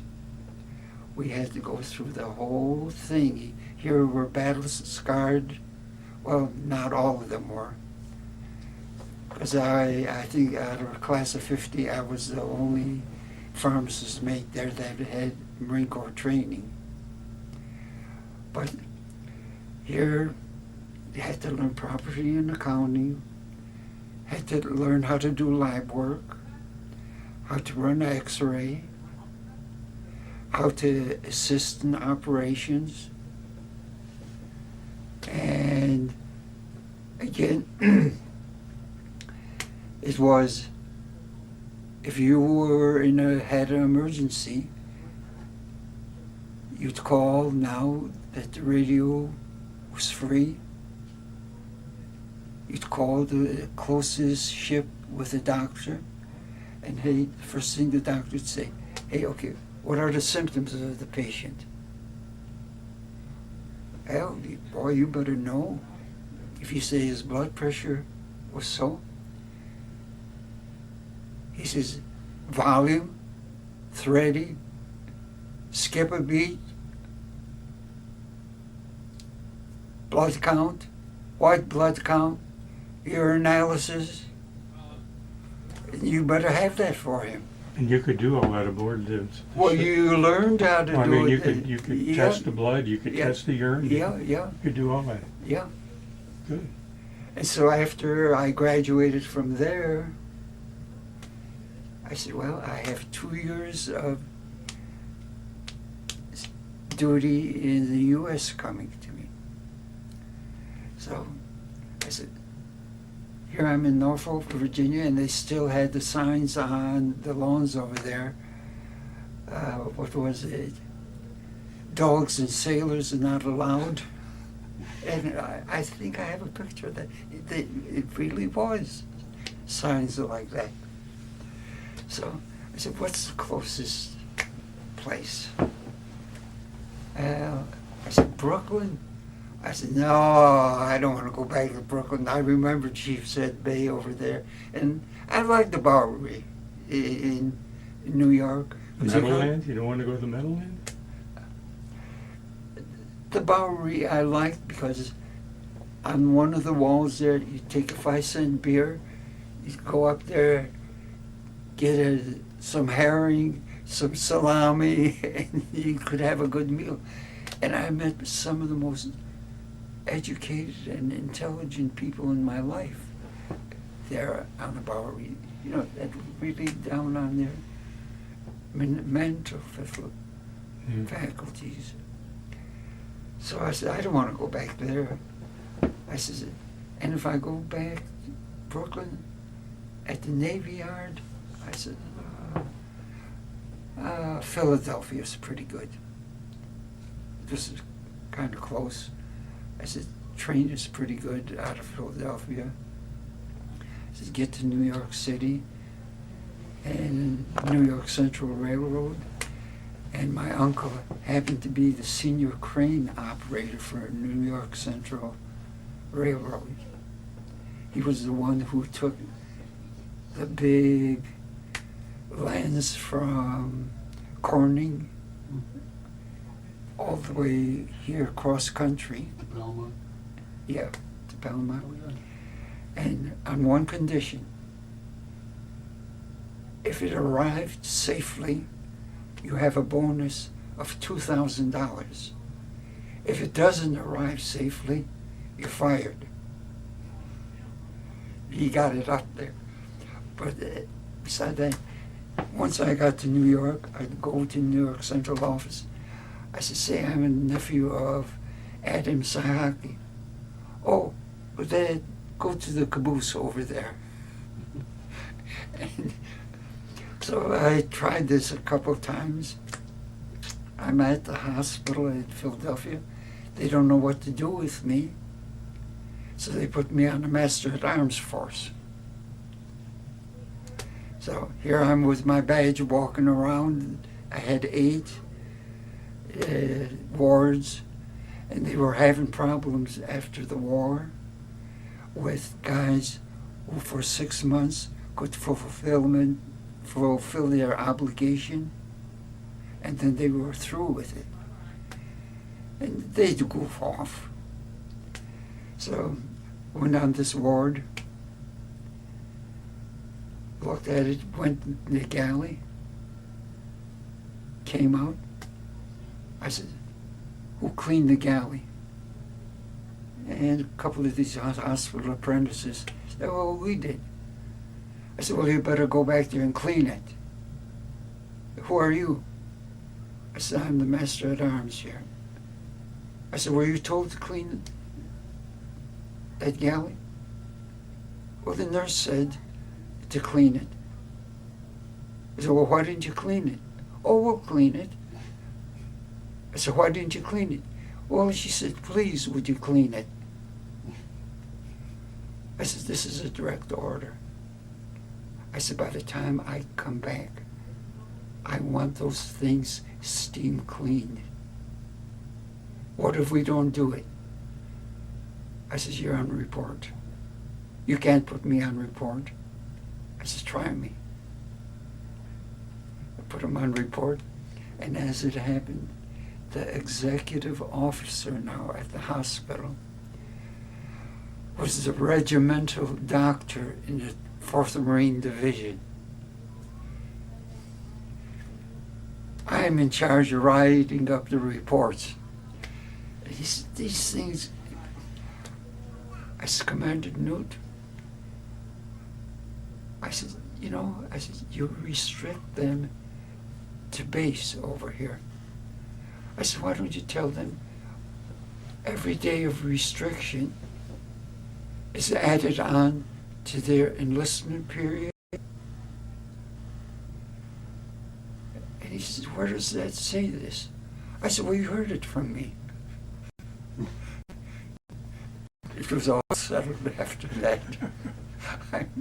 How did you meet Helen? I walked around 8 of the wards over there, got in trouble right away, because the first week I'm there, 8 phones. They didn't have a hold. The guy on information desk got sick. I'm walking by. The chief petty officer said, hey, Val, come on, fill in over here. So Sunday afternoon, I'm answering the phones. Oh my God. I got around 3 phones over here. How's this patient doing? Oh, fine, just as well as can be expected. Hang up. Another one, same thing. Hey, I'm going crazy over here. Monday comes around. report to the executive officer. I said, whoops. I said, what did I do? I said, I got back on time and all that. He says, Winiecki, he says, I know you. I says, how do you know me? He says, you know, when you got the Bronze Star, you were given a choice to come back to Regimental Aid Station. I says, yeah. He says, and then what happened? I said, well, I said, when I was with the platoon, I said, when we go on liberty, I said, half of the platoon wanted to go on liberty. I says, and the lieutenant would say, well, you go on liberty with them. They'd come back. The other half would go on liberty. He said, well, go with them too. Take care of them. Here I'm at the regimental. Half the regiment corpsman went on duty. Well, I stayed. The other half went on liberty. I went with them. And then I went with the other ones also. Absent without leave. So he says, do you want a deck court? I said, well, no. He said, then what do you want? I said, can I go back to my rifle platoon? He said, get the hell out of here. So, and here he's the executive officer now. And he was my wife's doctor on the ward, on one of my wards. And here I'm looking around all these young, nice-looking girls there. And so one day I just walked up to this. Her name was Helen Tribilowitz. I said, Ensign, I said, do you like musicals? And she said, well, yes. I said, would you like to go see Oklahoma? And she says, well, she says, I'd like to see it. I said, well, I have a couple of tickets for it, and I didn't have them. So she said, well, yes. And that was in the days of non-fraternization. So I said, we went out, had a good time, and at that time we could wear now civilian clothing. And I decided I wanted to go now after being on the East Coast. I said, I want to go back, Hawaii, California. I said, this, I don't like it too much over here. But I'm telling Helen, I said, you know, I said, I'd really hate to leave you. And she said, well, you don't have to leave me if you don't want to. I said, well, I don't want to. She says, well, she says, I'll go see the priest. So she went to Philadelphia to the Catholic priest. He says, how long have you known this person? She says, 30 days. He says, well, you'll have to get permission from the pastor of each of your parishes before. He says, and he says, I don't recommend you even get married. I came back. I said, wait a minute. Went to see the Catholic chaplain on base at the hospital. Lo and behold, the Catholic chaplain had to just return from China. We start talking about China. And I said, hey, this is what happened. He said, I don't see any problem. I said, what do you mean? He said, if you want to get married, he says, I'll marry you. So they thought Helen was marrying another doctor. We got married in the chapel on base by a commander, a priest This is in Philadelphia. in Philadelphia. On the day that we were getting married, on a Saturday, my relatives from Buffalo, my brother-in-law, his wife, my two brothers and their wives, they drive down Friday night to be at our wedding. They drove all night long to get there. We get to the chapel. The chapel is closed. Oh God, I said, what is this? And my brother said, no problem. I said, what do you mean no problem? He said, I'll go open it. Goes back to the rear of the chapel over there, takes a rock, breaks the window, opens up the window, opens up the doors. We've only been married 65 years now. That's wonderful. But then the commander calls me in. He says, hey, he says, you know, I can't protect you anymore. I said, what do you mean? He says, the nurse, the head nurse was a lieutenant commander. He says, she's going to hang you. Because Helen is one of her favorite nurses. I said, yeah. I said, but you're her doctor. He said, I can't protect you if she writes you up for insubordination. He says, you got to get the hell out of here. I says, to where? He says, let's go down to the personnel office. We go to the personnel office, gets a hold of the lieutenant. He says, I have to get him out of here immediately. He says, where can I transfer him to? He said, well, he said, you know, the only opening is there's an optical school in Brooklyn. I said, what? Well, that's the only place. Okay, write the orders up. Bingo, write the orders up, pack. I'm in Brooklyn going to optical school. We got married, and on the weekend, Helen had to go through the whole business of being discharged from the Navy.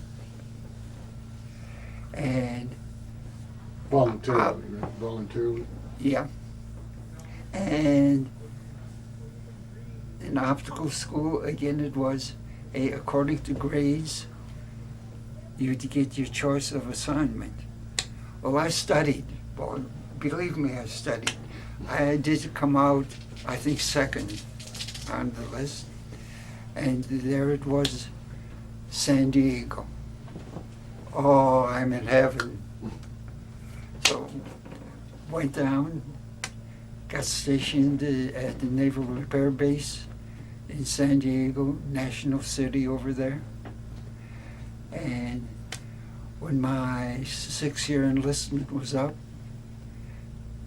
we had a baby, and the baby was delivered now by the doctor, the lieutenant commander that had been aboard that dependent transport that I was on, Dr. Frank McGuire. I said, how fate just works that way. And had a very good doctor. He's in civilian life now. But the doctor that I worked for in the Navy there at the Naval Repair Base there was from New English, Iowa, with a typical mid-sense humor. And he was his name was U.S. Geiger. He used to call himself Useless Geiger. A real a real nice guy. My enlistment is up, and he was our baby doctor, of course, and got to be very good friends. And he says, are you going to re-enlist? I said, you know, I was first class then. I said, you know, I kind of think about it. I said, if I enlist for 4 more years, it's $500 a year bonus, $2,000 in 1949 was pretty good money. I says, I've been thinking about it. He said, well, he says, think about this. He says, if you re-enlist, he says, for the next 2 years, you're going to be assigned right here with me. And you're going to have a living hell. I said, what? He's an enlisted man, married with a child. He says, no, he says, that doesn't make a good Navy life. He said, if you go through college,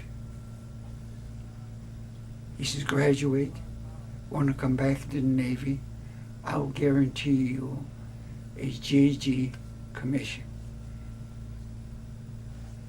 Now, when you say GG, would you explain that? Junior grade. I says, oh, shoot. I said, well, I really don't have a choice, do I? So he says, go and get your... So that's what I did. And lo and behold, 65 years later. I go back to... See, I dropped out of high school. So I went back to Veterans High School in Buffalo, New York. Got accepted at USC. And for some reason, here I am in my first semester. And after going through Veterans High School, it was all veterans. The teachers were all ex-officers. The principal of the school was a colonel, reserve, and he ran it like that. If you were late for class, the door was locked. If you gave your notes to anyone else, you paid the penalty. It's strictly there. So in 2 years, you got your diploma that way. So I got accepted at USC. I'm in my first semester there, and I get orders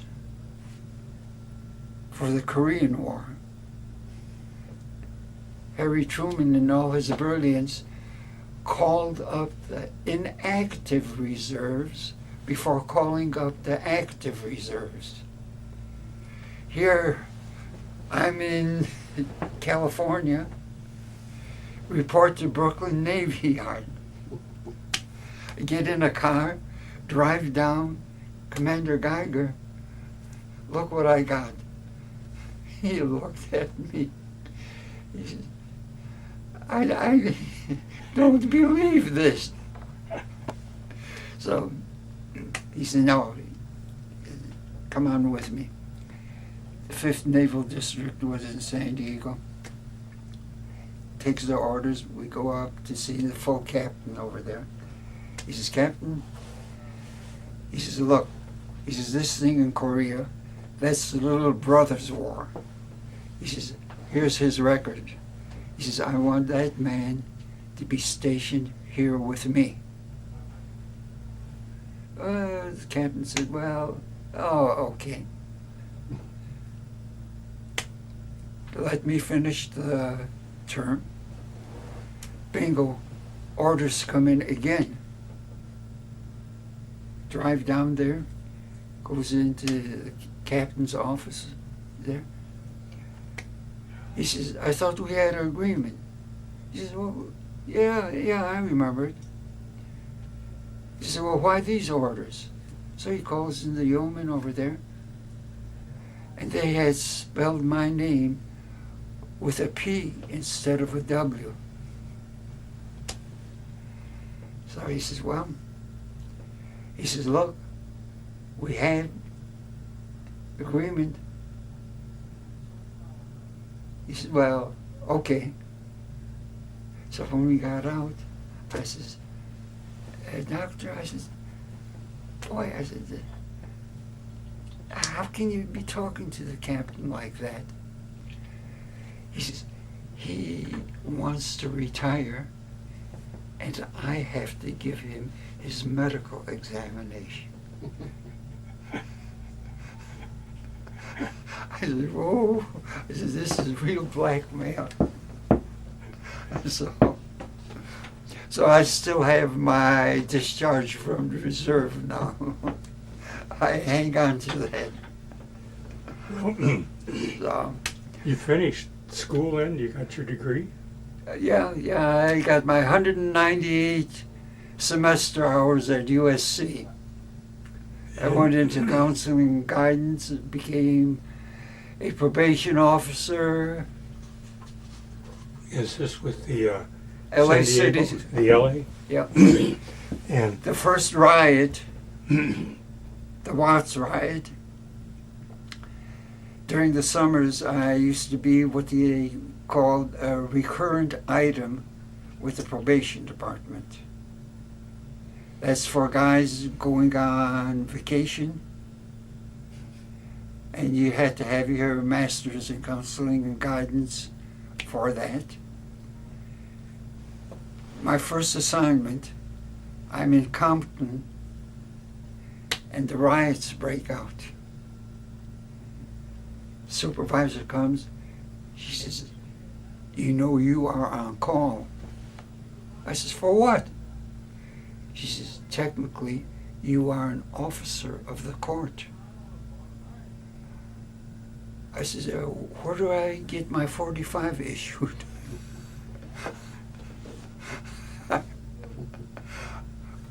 I'll tell you, it was frightening. Because when you saw some of these kids patrolling the streets with loaded rifles, and man, maybe they were the box boy at your grocery store,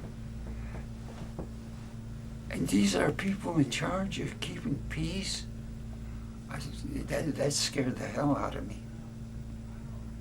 And this is why I feel, even to this day, sending these kids with that little training in combat is immoral.